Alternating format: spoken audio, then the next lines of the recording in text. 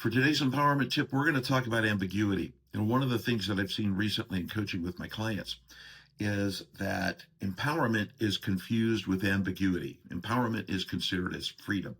And there's a couple of ways this works. The very first is those who struggle with it the most, and I have a couple of clients that struggle with this, have issued freedom thinking that that's going to help, that we'll just get there if I make people free, and consider that as empowerment.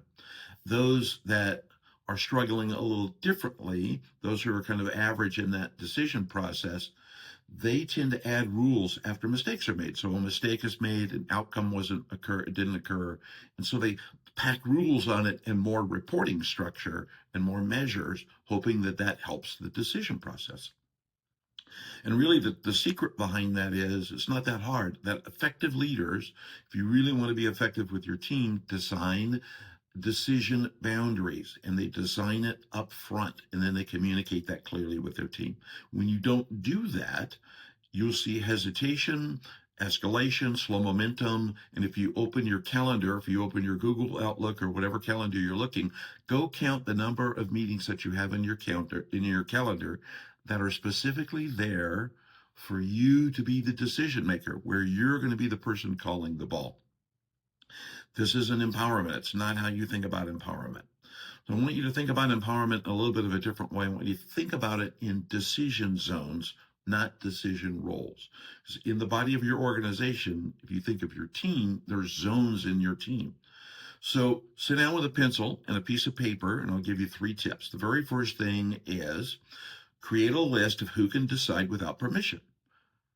Then create a list of who decides with input.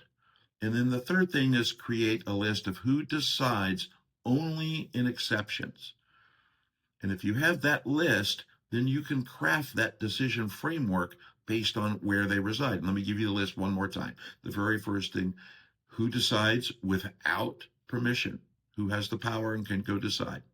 The second is who decides with input, and generally that input is going to come from peers, and predominantly you. And the last is who's empowered to make a decision when there are exceptions. So as your organization scales and your team generally is going to increase in size, setting up these boundaries becomes more important, more important, and more important. So I've seen a lot of organizations that stall out, have unclear decision edges. So go look at that, take a look at decision zones. I'm Donald White. I'm the empowerment guy. Have a great week. Go set up your zones.